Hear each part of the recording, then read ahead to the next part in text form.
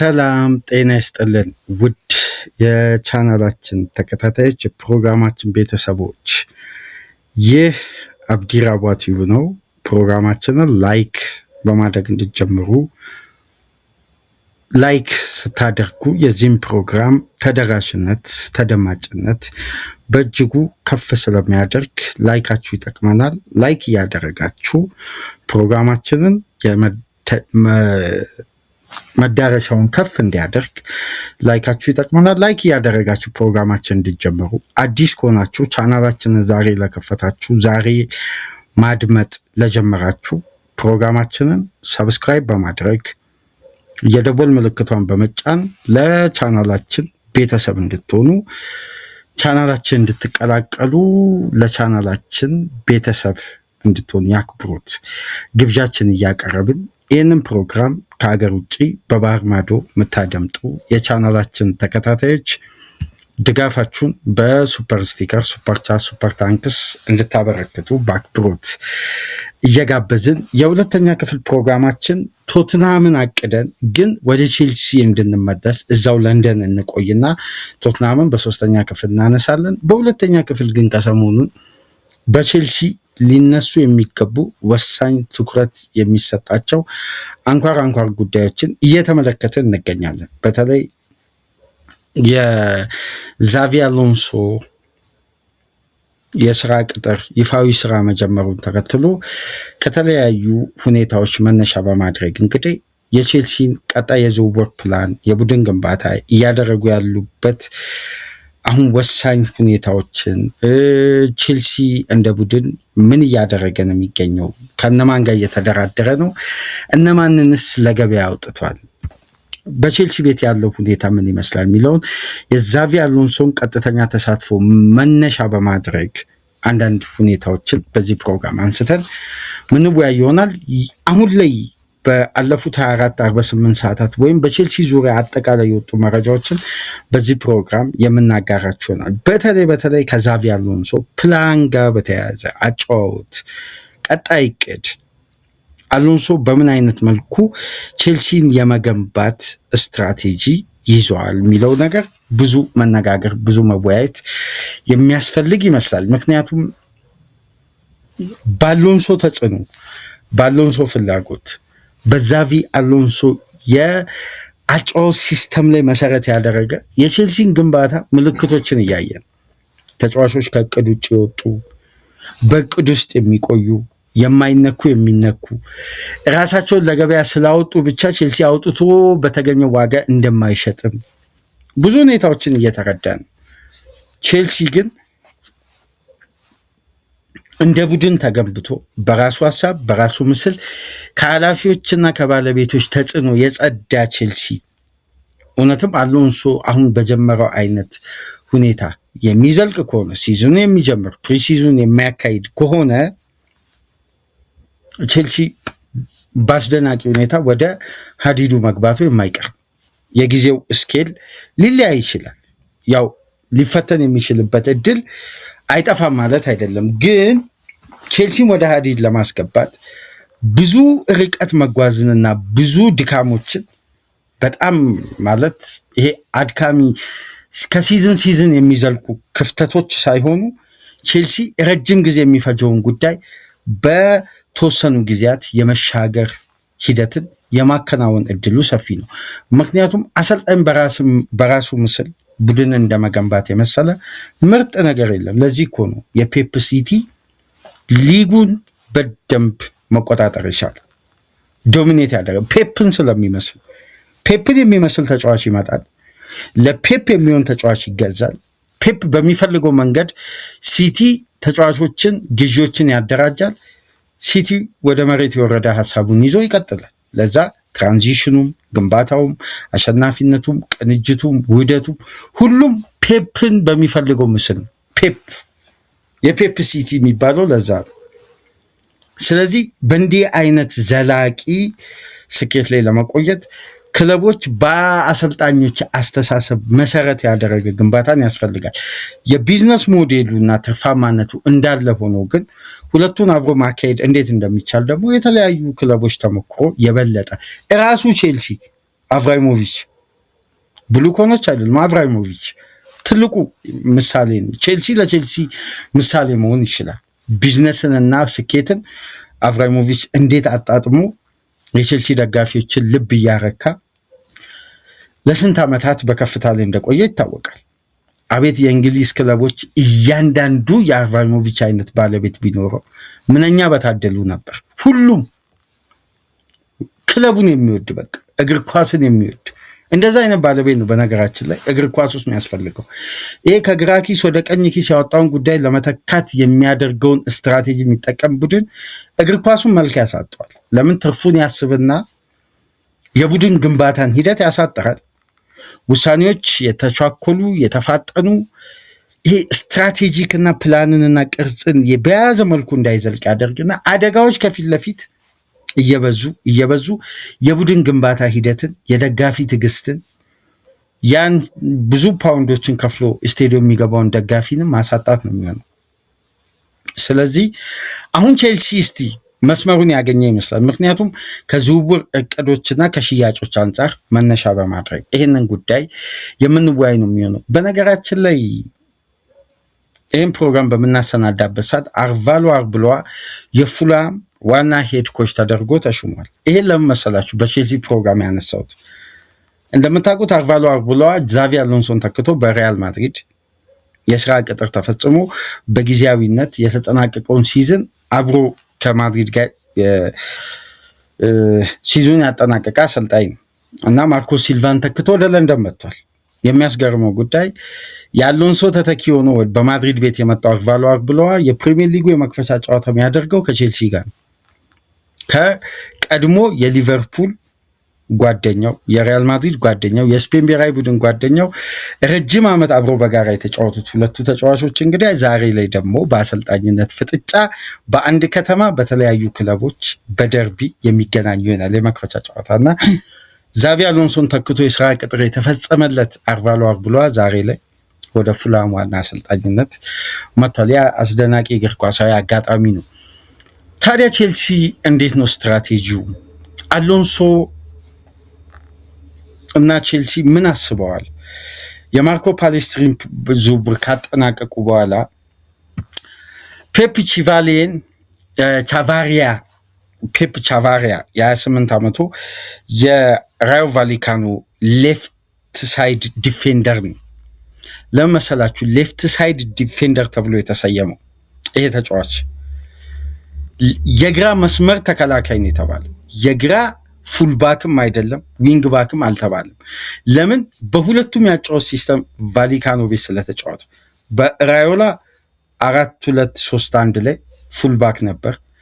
ራዮላ ቁጥር 2 የሚባለው አሰልጣኝ ሲመጣ በ3-4-3 ደግሞ ዊንግ ባክ ነበር። አሁን ደግሞ እነ ጆቫኒ ኩዌንዳንም መርሳት የለብንም። አሎንሶ በባክስሪ ከተጫወተ አስተማማኝ ዊንግ ባክ ቼልሲ አስፈርሞለታል። አምና እንደ ቡድን ጆቫኒ ኩዌንዳን ከስፖርቲንግ ሊዝበን ባለፈው ጁላይ 1 በይፋ ቼልሲን የተቀላቀለው ተጫዋች ማለት ነው። ከአንድ ዓመት በፊት ፈርሞ እዛው ውሰት ቆይቶ እዛው ሰንብቶ አሁን የመጣው ምርጥ ፖርቱጋላዊ ግራ ዊንግ ባክ ማለት ነው። እንደ ፉልባክ ልገልገል ካለም ይሄ በሁለቱም አማራጮች መጫወቱና ቴክኒካሊ በተለይ የዚህን ተጫዋች ቪዲዮ በነገራችን ላይ ቼልሲ ደጋፊዎች ገብታችሁ ተመልከቱ። በጣም በጣም በጣም በጣም የሚደነቅ ስኪል ያለው ፉልባክ ነው። ይሄ አሁን በዘመናዊ እግር ኳስ ውስጥ አንድ የምናጣው የፉልባኮች እና የዊንግ ባኮች ሚና አለ አይደል?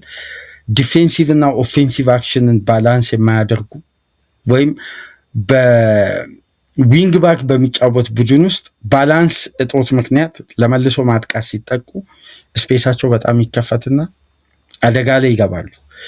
እንደነዚህ አይነት ጉዳዮችን አመጣጥኖ ማጥቃትን መከላከልም የሚችል ጥሩ በሳል የሆነ ጥሩ ኤክስፒሪየንስ ያለው ተጫዋች ነው እና ቼልሲ ይሄን ተጫዋች ለማስፈረም በጣም በጣም ተቃርቧል። በግል ጉዳይ ተስማምቷል። ለቫሊካኖ 10 ሚሊዮን ፓውንድ አቀረበ፣ ውድቅ ሆኗል። ግን ከ10 ሚሊዮን ፓውንድ በላይ ይፈልጋሉ። መሸጣቸው አይቀርም፣ ግን ሂሳቡን ጨምራችሁ ነው። ይሄ ተጫዋች ለቼልሲ ከማርኮ ፓሌስትሪ ቀጥሎ ሁለተኛ ፈራሚ የመሆን እድሉ በጣም በጣም ከሚገባው በላይ ሰፊ ነው። በጣም ሂደቶቹም ድርድሮቹም በላቀ ደረጃ እየተጓዙ አሁን ሊጠናቀቁ መቃረባቸውን ነው እየተዘገበ የሚገኘው። በግሉ ጉዳይ ከተስማማ እንደምታውቁት ሰንበትበት ብሏል። የዚህ ተጫዋች ጉዳይ የቼልሲ አንዱ የግራ ፉልባክ ትልቁ ፉልባክም ዊንግ ባክም ብላችሁ ተሰዱ ብቻ ሌፍት ሳይድ ዲፌንደር ነው። አስገራሚ ሌላ የስኳድ ተጫዋች ተመልከቱ። ቼልሲ እንዲህ አይነት የፕሮጀክት ሂደት እየተጠቀመ ያልነበረ ቡድን ነው። አሁን መካከለኛ እድሜ ኤክስፒሪየንስ ያለው እንደ ቡድን ለመገንባት ኤክስፒሪየንስን ከወጣት ጋር ማቀናጀት አሁን ዘመናዊ እግር ኳስ የሚፈልገው አንደኛው ምስል ነው። ቼልሲ ይህን ምስል ባለመያዙ ምክንያት ወደ ግዙፍ ስቴጅ ይቀርባል። እዛ ስቴጅ ላይ ደግሞ አይዘልቅም። ለምን? ኤክስፒሪየንስ በተወሰነ መልኩ ያስፈልጋል። ያውም ደግሞ በላቅ ኤክስፒሪየንስ የሚያስፈልጋቸው ዲፋይንድ የሚያደርጉ ሞመንቶች አሉ። በጣም በጣም ወሳኝ ሞመንቶች። ሌላኛው ጉዳይ እንግዲህ የሉኳ ጉዳይ ነው። ሉኳ አሁንም በነገራችን ላይ ዓለም ዋንጫ ላይ ያለ ተጫዋች ለማስፈረም ትንሽ ሂደት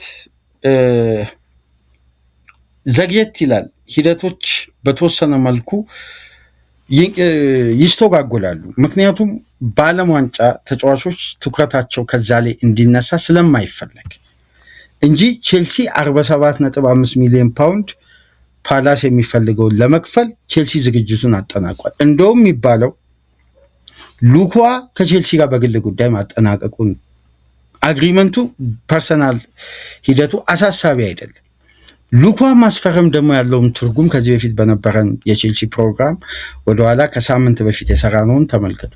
በጣም በጣም ሶሊድ የሆነ በባክ ስሪም ሆነ በባክ ፎር ለመጫወት የግራውን የሜዳ ክፍል አሁን አዲስ ኤክስፒሪየንስ ይዘው የሚመጡ ተጫዋቾች ነው ያሉት። ማለት ሊጉን ገና አዳፕት የሚያደርጉ ባሉበት የሊግ ደረጃ ጥሩ ፔርፎርም ያደረጉ ጥሩ አስተማማኝነትን የሰጡ ፉልባክ እየመጡ ነው ወደ ቼልሲ ቤት። ፓሌስትሪን፣ ፔፕ ቺቬሪያ፣ ፔፕ ቻቫሪያም ብትመለከቱ ኤክስፒሪየንሳቸው ምርጥ ነው። በፕሪሚየር ሊግ ደረጃ ግን ይለያል። ስለዚህ የፕሪሚየር ሊግ ሴንተር ባክ በላቀ ኤክስፒሪየንስ እና በአስተማማኝነት ባላንስ የሚያደርግ ከሆነ የበለጠ ለነዚህ ተጫዋቾች መዋሃድና መጎልበት ትልቅ አቅም አለው ማለት ነው። ደግሞም ከዚህ በፊት ስናነሳ ነበር ቼልሲ በ3 ስቴጅ ይሄን የዝውውር መስኮት ይከፋፍላል። መጀመሪያ ዲፌንደር ሳይዱን አስተካክሎ ወደ ሚድ ከዛም ወደ አታኪንግ ሰርድ ለመሄድ ነው ፕላኑ። ግን ገበያው ላይ እንዳገኘው አጋጣሚ ደግሞ ሌላ ፖዚሽንም የማጠናከር ሂደቱን የበለጠ ትኩረት ያደርጋል። እሱ የማይቀር ጉዳይ ነው። ግን አሁንም የሉኳ ጉዳይ በቼልሲ ቤት በበለጠ ትኩረት ተሰጥቶ እየተሰራበት ነው። ያው የዓለም ዋንጫ ሁኔታና የበለጠ ተጫዋቹ ከሩብ ፍጻሜ በኋላ በተለይ ከሞሮኮ ጨዋታ በኋላ አንድ መረጃ እንሰማለን ተብሎ ይጠበቃል። ከሰሞኑን ግን የቼልሲ ደጋፊዎችን ያላስደሰተ ጉዳይ መረጃ እንግዲህ ባልተገባ መረጃ አቅራቢዎች ሚዲያዎች በኩል የተሰማው መረጃ አለ። ግራኒት ዣካ ቼልሲን ለአርሴናል ሲል ውድቅ አድርጓል የሚል። በመጀመሪያ ደረጃ ግራኒት ዣካ በሰንደርላንድ እቆያለሁ አላለም፣ ልቀቁኝም አላለም።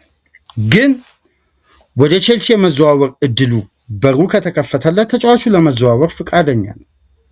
ልቀቁኝ አላለም። ሰንደርላንድ ሽጡኝ፣ አይ ወደ ቼልሲ መዘዋወር ፈልጋለሁ አላለም። ለምን? ያለበትን ክለብ ኮንትራትና ክለቡን ስለሚያከብር ጨዋ ፕሮፌሽናል ተጫዋች ስለሆነ ስለመልቀቅ ጫና ማድረግ አልፈለግም። ምንድነው ኃላፊነቱን 100% ለሰንደርላንድ ተወው። ሰንደርላንድ ተጫዋቹ የማይነካ ነው። ለጀመርኩት ትራንዚሽን በፕሪሚየር ሊግ ለመስለቅ ለሁሉም ነገር መሰረታዊ ተጫዋች መካከል አንደኛ ደረጃ ላይ የምናስቀምጠው ነው። ለዛ የማይነካ ተጫዋች ነው አሉ። ቼልሲ የበለጠ ደግሞ ያቀረበው ኦፈር ሰንደርላንዶችን ስላበሳጨ በሩንም ጥርቅም አድርገው ነው የዘጉት። 8 ሚሊዮን ፓውንድ ነው ያቀረበው። እንደውም ሲባል የነበረው ያኔ ፕሮግራሙን በመረጃውን ባደረስንባችሁ ሰዓት ከ17 እስከ 20 ሚሊዮን ፓውንድ ነበር ይጠየቃል ተብሎ ሲጠበቅ የነበረው። ቼልሲ በግማሹ ሲያቀርብ ሙሉ የፕሮፖዛል የሚገባበትን ራሱ የትራንስፌር ቦክሱን ኢሜይሉን የዘጉት። ይሄ ማለት ግን ዝውውሩ 100% ተቋርጧል ወይም ድጋሚ ሊፈጸም የሚችልበት ቻንስ የለም ማለት አይደለም። ዮናስ አዳግም በተለይ ዣካ ራሱ ተጽዕኖ አይ እኔ ወደ ዛቪ አሎንሶ ተመልሼ የመጫወት ፍላጎት አለኝ የሚል ነገር ደግሞ ለሰንደርላንዶች ከገለጸ በሩ ሊከፈት ይችላል። ድጋሚ ኦፈር አስተካክሉ ሊባሉ ይችላሉ። ስለዚህ 100% ዝውውሩ ቆሟል፣ በጭራሽ አይፈጸምም አልተባለም። ግን ሰንደርላንድ ለመሸጥ ያለውን አቋም 100% በሩን ዘግቷል ነው። በዣካ በኩል ለንደን ውስጥ አንድ ክለብ ነው ያለው ምናምን። ይሄ እንደዚህ አይነት ሲጀምር አንድ ፕሮፌሽናል ተጫዋች እንደዚህ አይነት ቃላትን አይጠቀምም። ይሄ ፕሮፌሽናሊዝም የጎደለው አይነት መቼስ ይሄ ራይቨሪ አጉል አስተያየቶች ብዙም የሌላውን ክለብ ገጽታን መንካት ተገቢ አይደለም። ምክንያቱም ቼልሲ በላቀ ደረጃ ግዙፍ ታሪክ ያለው የለንደን ክለብ ከአብዛኛው የለንደን ክለብ በጣም በረጅም ርቀት የተሻለ ምርጥ ደማቅ ታሪክ ያለው ክለብ ነው። ይሄ ሊካድ አይገባም። ምክንያቱም የዩሮፒያን ውድድር ገጽታው የቼልሲ ለታሪክ የሚቀመጥ ምርጥ በቅርብ ዓመቱ ሻምፒየንስ ሊግ፣ ዩሮፓ ሊግ፣ ዩኤፋ ኮንፈረንስ ሊግን ያግበሰበሰ ቡድን ነው። ፊፋ ክለብ ወርልድ ካፕን አምና ለመጀመሪያ ጊዜ የተዘጋጀው 103 ሚሊዮን ፓውንድ አካውንቱ አስገብቶ ዋንጫውን ያነሳ ቡድን ስለሆነ ይሄ እንደዚህ አይነት ገጽታ የማበላሸት አስተያየቶች ባይሰጡ መልካም ነው። ምክንያቱም ቼልሲ ያለው የራሱ ሀያልነት የገነባው ምርጥ የለንደን ገጽታ አለ። ሌላውም ክለቦች የገነቡት የራሳቸው ገጽታ አለ። የቼልሲን ክብር በመንካት አይደለም የሌላው ክብር ከፍ የሚለው።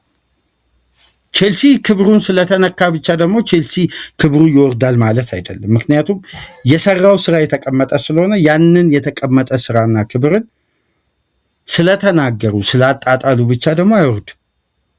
በንግግር የሚወርድ ክብር የለም። ምክንያቱም በስራ የመጣ ክብር ስለሆነ ያ ክብር ደግሞ የሚቀመጠው ለታሪክ ነው፣ ሊነሳ የማይችል ምክንያቱም እውነታ የታየ ስለሆነ ወይም ተቀይሮ አይ ተሻሽሎ ይጻፍ የሚባል ክብር አይደለም። ሰርቶ ውጤታማ የሆነበት ነው፣ ፕሩፍ ያደረገ ነው፣ ያየነው ነው። ስለዚህ እውነታን ደግሞ ተክዶ አይደለም ሀያልነት ምስል የሚገነባው ወይም የአንደኛውን ክለብ ትክክለኛ ምስልን በማጉደፍ አይደለም የሌላውን ክለብ ምስል ከፍ ማድረግ የሚችል ባይሆን ይሄ ክለብ የሰራውን ታሪክ በልጦ ለመገኘት ከዚህኛው ክለብ የተሻለ ታሪክ መገንባት ነው፣ መስራት ነው ውጤታማና ለመናገርም የሚያመቸው። ሳይሰሩ በፊት መናገር ተገቢ አይደለም። ለዚህ ነው እንግሊዝ ውስጥ ያሉ በተጽዕኖ ደረጃ መፍጠር የሚችሉ በጣም የወረደ ጥንካሬና በጣም የወረደ ስላችሁ ወደ መሬት የወረደ መሰረቱ በአስተማማኝ ሁኔታ የተገነባ ገጽታ ያላቸው ክለቦች ሚዲያ ላይ በሚዘለፉት ልክ ትኩረት ማይሰጡት ለዛ የሚዲያውን ትችት በደንብ ገጽታቸውን ስለሚያውቁ የገነቡትን ምስል ስለሚያውቁ እና አንዳንዴ እዛ ያለውን ጉዳይ ለመረዳት ብንሞክር የተሻለ ነው ለማለት ያክል ነው። እና የቼልሲን አስደናቂ ታሪክና የቡድን የታሪክ ምስልን ማጉደፍ አይደለም ቼልሲን የሚያሳንሰው፣ ከቼልሲ የተሻለ ቡድን ሆኖ መቅረብ ነው። ከቼልሲ በላይ መሆን ነው ታሪክን የሚያጽፈው በትላልቅ ስቴጆች ላይ። ስለዚህ የዚህ ቡድን የዣካን ጉዳይ በተመለከተ እንግዲህ ቼልሲ አሁንም ዝውውሩ በቼልሲ በኩል ኦፍ ሆኗል የሚለው ጉዳይ በታመኑ ዘጋቢዎች በነገራችን ላይ እየወጣ አይደለም። ባይሆን ሰንደርላንድ አልሸጥም የሚለውን አቋም ጸንቶበታል የሚለው ነው አሁን ላይ ትክክለኛው መረጃ። ሌላኛው መረጃችን ላይ ደግሞ ስንሄድ የኮሞ ሁለተኛ ጥያቄ ነው። የመጀመሪያው ጥያቄ ለቼልሲ ቻላባን ለማስፈረም 23 ሚሊዮን ፓውንድ ከአዶንስ ጋር አቅርበው በቀጥታ ውድቅ ሆነ። አሻሽላችሁኑ ተባሉ ኮሞች። ኮሞ ለማሻሻል ፍቃደኛ ነው። ኢንተር ሚላን ይሄን ተጫዋች ለማስፈረም ቀጥተኛ ፍላጎት አለው፣ ያውም ጠንካራ ፍላጎት አለው። ግን ኮሞ ያቀረበውን ክፍያ ያክል ለማቅረብ ፍላጎት የላቸው። ቼልሲ የሚፈልገው 30 ሚሊዮን ፓውንድ ወይም 35 ሚሊዮን ዩሮ ነው። አሁን እንግዲህ ኮሞ አሻሽሎ ቀርቧል እየተባለ የሚገኘው የክፍያ አይነት 25.5 ሚሊዮን ፓውንድ ሲደመር 25.7 ሚሊዮን ፓውንድ ሲደመር 4.28 ሚሊዮን ፓውንድ አዶንስን አካቶ ሁለተኛ ኦፈር አቅርቧል። ይህን ኦፈር እንግዲህ ቼልሲዎች ሪቪው እያደረጉ ነው። ምላሽ አልሰጡም፣ ውድቅ አልተደረገም። ወደ ኮሞ የመዘዋወር እድሉ ግን ቻላባ በጣም ሰፊ ነው። በተቃራኒው ደግሞ እንደ ራሞን አይነትም ስፔናዊ ሴንተር ባክ ግን ወደ ቼልሲ ሊመጣ የሚችልበት እድል አለ። የኮሞ ይሄኛውም ጉዳይ ሌላ ትኩረት የሳበ ነው። በደም እዚህ ጋር መመልከት ያለብን ቼልሲ ቻላባን ሲሸጥ ፒውር ፕሮፊት ነው። ይሄ ደግሞ በፒኤስአር እና በስኳድ ኮስት ሬሾ ላይ የመጣበትን አሁን ከሰሞኑን ከዩኤፋ ክስ ቼልሲ የበለጠ ለመሻገርና ካሁን ባለ የሚፈጠሩ የሂሳብ ጫናዎችን ለማቃለል በጣም ስትራቴጂካሊ ምርጥ የሆነ ሂደት ለቼልሲ ይፈጥራል በዚህ ዋጋ ይሄን ተጫዋች መሸጥ። ስለዚህ ይህም ጉዳይ ሌላ በቼልሲ በኩል ትኩረት የሰጠው ጉዳይ ነው። ቼልሲ እንግዲህ ያላሰበውን ወይም ቼልሲ በዚህን ሰዓት ትልቁን የግፍያ አይነት ምርጥ የሚባል የአካዳሚውን ተጫዋች በመሸጥ ትልቅ ገንዘብ አግኝቷል። እንደምታውቁት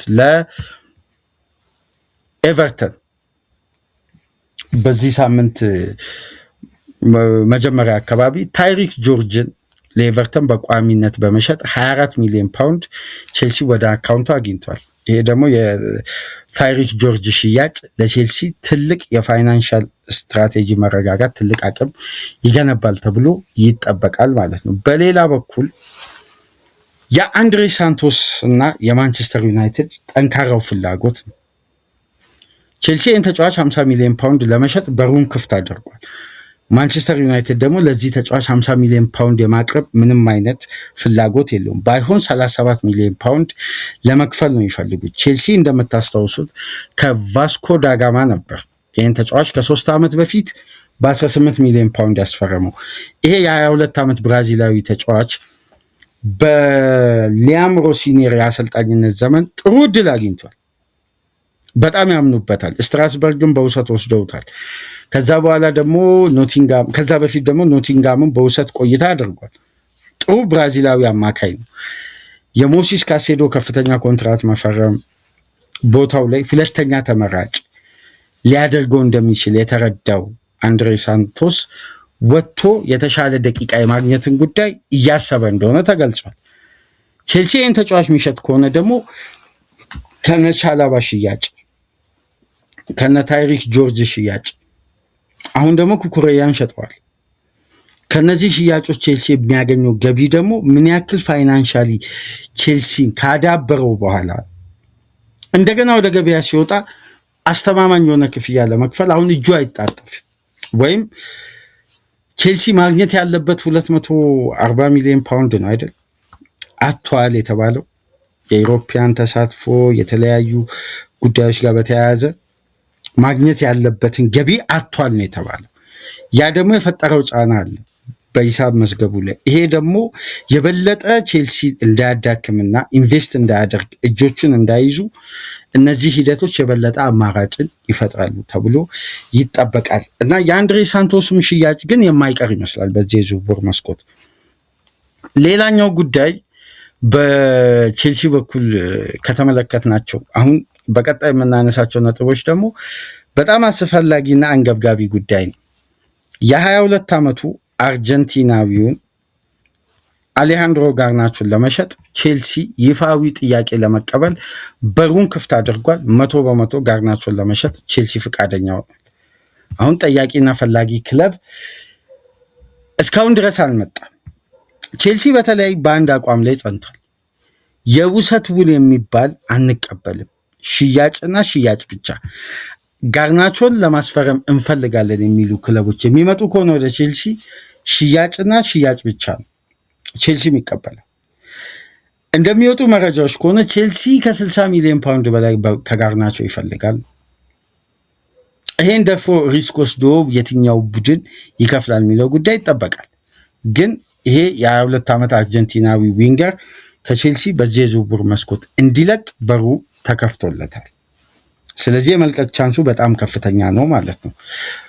ጋርናቾን ለመሸጥ ግን ቼልሲ ምንም አይነት የፕላን ተጫዋቹን ለተጨማሪ ዓመት ጊዜ ሰጥቶ የተጫዋቹን ብቃት ከጎለበተ በኋላ ለመመልከት ባሉን 3 ይጎለብታል ተብሎ በእቅድ ደረጃ የተለያዩ ሂደቶችን ከመሞከር ይልቅ ግን ቼልሲዎች የዚህ ተጫዋች አስተማማኝነትና እድገት ከዚህ በላይ ሊሆን አይችልም ብለው ስላመኑ በነገራችን ላይ ይህን ተጫዋች በቀጥታ ለሽያጭ ለማውጣት የወሰኑት። ስለዚህ አሁን ላይ ጋርናቾ የመልቀቁ እድል በጣም ከሚባለው በላይ ከፍተኛ ነው። ይህ ተጫዋች ስታንፎርድ ብሪጅን ከ1 ዓመት ቆይታ በኋላ ለቆ የመውጣቱ እድል ከፍተኛ ነው ማለት ነው። እስቲ ቼልሲ ታዲያ እነማንን ሊያመጣ አስቧል ነው? ቅድም ቻቫሪያን ካነሳን ማርኮ ፓሌስትሪን ካመጣ ከሰሞኑን ደግሞ አንድ የዴሊ ሚረር ዘጋቢ እንደሚለው ከሆነ የዩሮፒያን እግር ኳስ ጫና ካልፈጠረበት ድርድሩ ላይ ጫና ካልፈጠረበት ማለት የሚያመጣቸው ተጫዋቾች አሁን ቼልሲ የሚጠይቀው ተጫዋች ኳሊቲና ጥንካሬ በዩሮፒያን እግር ኳስ እየተጫወተ መቆየቱ ጫና ካልፈጠረ ቼልሲ አሁን ላይ ማንቸስተር ዩናይትድ መክፈል ከሚፈልገው ክፍያ የተሻለ የመክፈል አቅም አለው ይላል። በማን በኩል? አውሬሊዮ ቹዋሚኒ። አሁን ችግሩ በኔጌቲቭ ያነሳው እዛ ጋር ወይም ለቼልሲ ይህን ዝውውር ምናልባት በተወሰነ መልኩ ውስብስብ ያደርግበታል፣ ከባድ ያደርግበታል ተብሎ በተቃራኒ የተነሳው ዋነኛ ጉዳይ ምንድነው? ዩሮፒያን እግር ኳስ ነው። ምክንያቱም አውሬሊዮ ቹዋሚኒን የመሰለ አማካይ ለማስፈረም ተጫዋቹ የነበረው በማድሪድ ነው፣ ወይም ኮንትራት ያለው በማድሪድ ነው፣ እየተጫወተ የሚገኘው ለማድሪድ ነው። ማድሪድ ያለበት ስታንዳርድ ይታወቃል። ግን ተመራጭነቱ፣ ተፈላጊነቱ አይነኬ ተጫዋች አይደለም ወደሚለው ጉዳይ በስፋት ከወደ ስፔን ይወጣል በተደጋጋሚ። ማድሪድ ለዚህ ተጫዋች 92 ሚሊዮን ዩሮ ወይም 80 ሚሊዮን ፓውንድ ከቀረበ ጥያቄውን ያደምጣል። ቼልሲ ደግሞ በስኳድ ኮስት ሬሾ የደሞዝ አከፋፈል ላይ ያለበትን ጫና ለማቃለል እነ ታይሪክ ጆርጅን አሁን የጠቀስኳቸውን ተጫዋቾች ቀደም ብዬ ያነሳሁት ይሄ የሚመጣውን ጫና ለመቋቋም ያደረጉት የሽያጭ ሂደት ነው። ስለዚህ የነ አውሬሊዮ ቹዋሚኒ አይነት ተጫዋቾችን አስፈርሞ የደሞዝ ጫናውን ለመቋቋም እንደነዚህ አይነት ተጫዋቾችን መሸጥ ዋነኛ መብቴ ስለነበር አገልግሎታቸው ለቡድኑ እስከዚህም ይሆነ የበለጠ ደግሞ ቢሸጡ የእንዲህ አይነት ገቢ ይዘው የሚመጡ ከሆነ ስለዚህ ቻንሱንና አጋጣሚውን ቼልሲ መጠቀም ስላለበት ይህን አጋጣሚ ለመጠቀም ሸጠ። አሁን ግን የነ ቹዋሚኒ መምጣት ወደ ቼልሲ እድል አለ፣ በደንብ እድል አለ። ግን ያን እድል ደግሞ ቼልሲ ሊጠቀም የሚችልበት አጋጣሚ ሊጠብ የሚችለው በዋነኝነት ዩሮፒያን እግር ኳስ ነው እንጂ ቼልሲ ደሞዙንም የመክፈል የዝውውር ክፍያውንም የመክፈል ምንም አይነት የሚፈትነው ወይም ለከባድ አደጋና ጫና ሊጥለው የሚችል ምንም አይነት የሂሳብ መዝገብ ጫና የለበትም። አሁን የቼልሲ ከቨር እንዲያደርግ የተፈለገው የሂሳብ ክፍያ ያን የስኳድ ኮስት ሬሾን ኃላፊነት ቼልሲ በነዚህ ተጫዋቾች ሽያጭ ከቨር አድርጎ ያንን የሂሳብ መዝገብ አስተካክሎ ለዚህ ተጫዋች ኦፈር ካቀረበ የማስፈረም ግን ዩሮፒያን እግር ኳስ ሻምፒዮንስ ሊግ በተለይ አለመጫወቱ እዚህ ዝውውር ላይ ትንሽ ለቼልሲ ሂደቱን ከበድ ሊያደርገው ይችላል የሚሉ የየራሳቸውን ግምት እነ የዴሊ ሚረር ሪፖርተር ጆን ክሮስ ነው እንደውም ይህም መረጃ ይዞ መውጣት የቻሉ የለንደኑ ኮረስፖንደር የበለጠ በለንደን ዙሪያ በሚገኙ ክለቦች ላይ ባለው ጠንካራ ቅርበትና የመረጃ ምንጭ ይሄ ዘጋቢ ነው እንግዲህ ይሄንን መረጃ ይዞ መውጣት የቻለው። ቼልሲ አይፈልጎም ማለት አይቻልም። ምክንያቱም ቹዋሚኒን የማይፈልግ ክለብ አለ ብዬ አላስብም። የበለጠ ማድሪድ የመሸጥ ፍላጎት፣ ኦፈሮችን የማዳመጥ ፍላጎት ካለው ቼልሲን ተጫዋች ለማስፈረም ወደፊት ገፍቶ የመሄድ እድል አለው። ግን በተጫዋቹ በኩል ያለው አቋም በማድሪድ በኩል ስላለው ክፍያና የማስፈረም ጉዳይ እንኳን ቼልሲ የሂሳብ ችግር የለበትም። ችግሩ ተጫዋቹ የሻምፒዮንስ ሊግ እግር ኳስን ክራይቴሪያ ካስቀመጠ ለቼልሲ ሂደቱን ከበድ ሊያደርገው የሚችለው ይሄ እዛ ጋር የተቀመጠ ጉዳይ ነው። ነገር ግን ማድሪድ ከሰሞኑን ለቼልሲ አንድ ሲጠብቆ የነበረውን ጉዳይ በጭራሽ የክለቡ ማሊያ በደጋፊው ዘንድ መልበስ የለበትም፣ ከሃዲ ነው፣ ክለቡን በማይመጥን ሁኔታ ገልጾታል፣ የክለቡን ብራንድና ስም አጠልሽቷል ብለው ቼልሲዎች ያመኑበት ኤንዞ ፈርናንዴዝ ማድሪድ በኦፊሻል ፔጁ ላይ ተመልክታቸዋል ብዬ አስባለሁ። ከኤንዞ ፈርናንዴዝም ከተወካዮቹም ጋር ማንኛውም አይነት ድርድር እያደረግን አይደለም። ተጫዋቹን አሁን ላይ የማስፈረምን ፍላጎት እንደሌለው ገልጸው ከዝውውሩ ጋር ምንም ተያያዥ የሆነ ጉዳዮች እንደሌሉ ቼልሲ ራሱ ማድሪድ አሳውቋል። ፋብሪዚዮ ደግሞ እንደሚለው ማድሪድ አንድ አማካይ ለማስፈረም አማካይ መሸጥ አለበት። የበለጠ የመሸጥ እድሉ ደግሞ ሰፊ የሆነው ተጫዋች ከሰማችሁ ኤድዋርዶ ካቫሚንጋ ነው የሚሉ ገማቾች አሉ በብዛት። ግን ቹዋሚኒን ለመሸጥ ማድሪድ አይነካም ብሎ በሩን 100% አልዘጋም።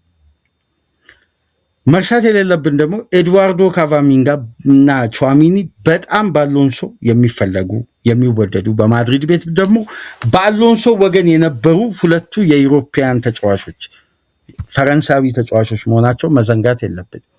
አሁን ቼልሲ አንዳንድ አማራጮችን እንደ ማቴዎ ኮቫቺች ሊጠቀም ይችላል። ኤንዞ ፈርናንዴዝን ማድሪድ ለምሳሌ ካቫሚንጋን የዝውውሩ አካል ቢያደርግ ቼልሲ ሊቀበል የሚችልበት እድል አለ ከገንዘቡ ክፍያ ይልቅ ማድሪድ። ምክንያቱም ለኤንዞ ፈርናንዴዝ 120 ሚሊዮን ፓውንድ ይከፍላል ተብሎ አይጠበቅም። ነገር ግን አሁን በገበያው ላይ ደግሞ ቶትናም እና ማንቸስተር ሲቲ የገበያውን ሂደት በጣም ከቁጥጥር ውጭ አውጥተውታል። ቶትናም 85 ሚሊዮን ፓውንድ ለማቲያስ ፈርናንዴስ 92.5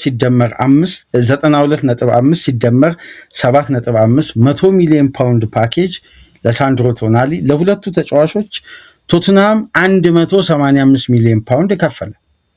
እንደ ኮንትራታቸው ተቆራርጦ ቢከፈልም ግን ሙሉ የዝውውር ፓኬጁ 185 ሚሊዮን ፓውንድ። እዚህ ላይ ደግሞ ሲቲ መጣና 116 ሚሊዮን ፓውንድ ለኤሌት አንደርሰን ከፈለ። ስለዚህ የኤንዞ ፈርናንዴዝን ፕሮፋይል ደግሞ ካያችሁ ከነዚህ ሶስት አማካዮች በጣም በረጅም ርቀት ይበልጣል። ዓለም ዋንጫ ያሳካ ነው። ፊፋ ክለብ ወርልድ ካፕ ከቼልሲ ጋር ያሳካ ነው። ስለዚህ ሲቪው ከበድ ይላል፣ እድሜውም የበለጠ አስተማማኝነት አለ።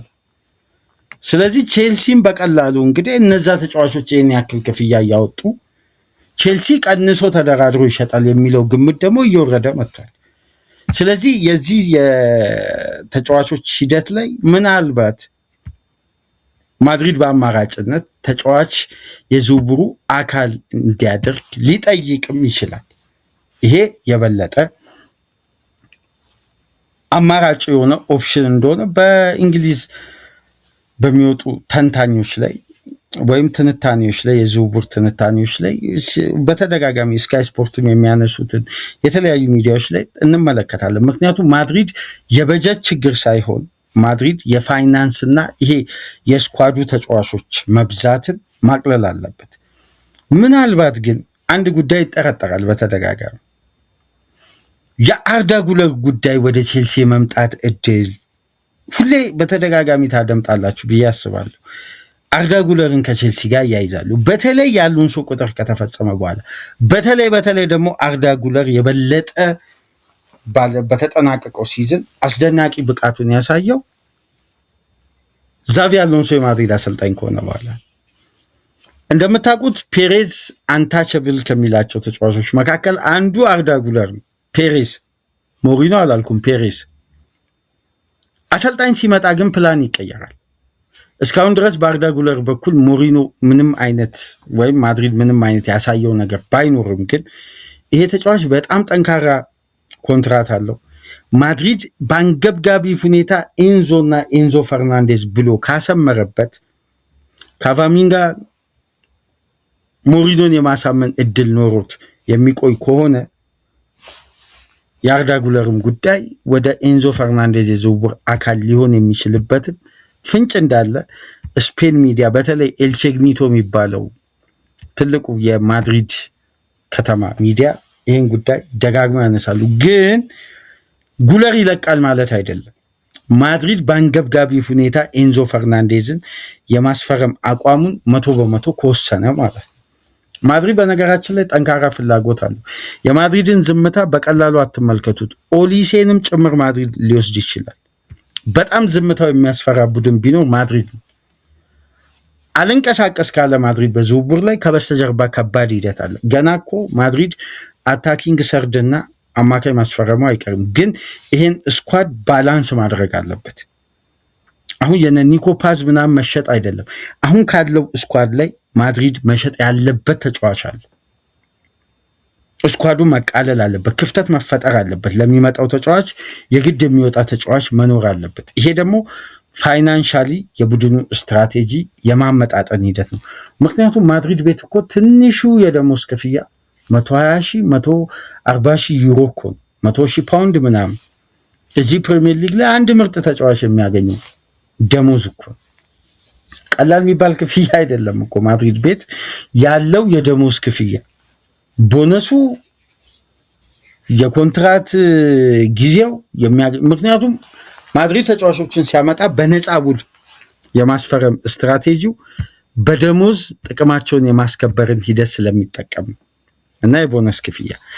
ስለዚህ ይህ ጉዳይ በቼልሲና ማድሪድ በኩል ያለውን ሁኔታ በራሳቸው ግምት የሚገልጹ የዝውውር ዘጋቢዎች አሉና ቼልሲ እንግዲህ በእንደነዚህ አይነት የዝውውር ሂደቶች ባለፉት 24-48 ሰዓታት በስፋት ስሙ ከነዚህ ተጫዋቾች ጋር ተያይዞ ከነዚህ ሽያጮች ጋር ስሙ እየተነሳ ነው የሚገኘውና ቼልሲ በተለይ የሊየም ዴላፕን ቆይታ በተመለከተ ድጋሚ ይመለከታል። ስለዚህ የነጆዋው ፔድሮ አገልግሎት እንዳለ ሆኖ ግን በፊት መስመር በኩል አንድ ተጫዋች የማምጣቱ እድልም በቼልሲ በኩል በዚህ ገበያ በጣም በትኩረት የሚመለከተው ጉዳይ። ስለዚህ ከቼልሲ ሁኔታና ከእንቅስቃሴ ስንረዳ 4 ተጫዋች የማስፈረም እድል አለው ማለት ነው። ሴንተር ባክ እና ፉል ባክ፣ አንድ አማካይ፣ አንድ የፊት መስመር ተጫዋች። ይሄ ደግሞ ቡድኑን ባላንስ በሆነ መልኩ የመጠገን የማሻሻል በተለይ በኤክስፒሪየንስ የማጎልበትን ሂደት ቼልሲ በገበያ ላይ አዘውትሮ በዚህ ሳመር ይሰራል ተብሎ ይጠበቃል ማለት ነው። ከሽያጭና ከገቢ ጋር አመጣጥ ነው። ዩሮፒያን ተሳታፊነትን ቦታ አለመያዙን ተከትሎ ያጣውን ክፍያንም ለማመጣጠን በፒውር ፕሮፊት ለማስመዝገብ የአካዳሚ ተጫዋቾችን የዛው የኮባሃምን ውጤቶችንም በመሸጥ ሂደቶችን ለማስተካከል እየሰራ ነው የሚገኘውና ለዛቪ አሎንሶ የራሱን ምስል የመገንባት ሂደት በለነዚህ ተጫዋቾች መግባትና መውጣት ላይ መሰረት ያደረገ እንደሆነ በስፋት እየተገለጸ ነው የሚገኘው። እስቲ ቼልሲ እንደ ቡድን በየትኛው ዲፓርትመንት ላይ የበለጠ ቢያጠናክር ብላችሁ ታስባላችሁ? እስቲ በኮሜንት መስጫ ላይ ያስቀምጡልን።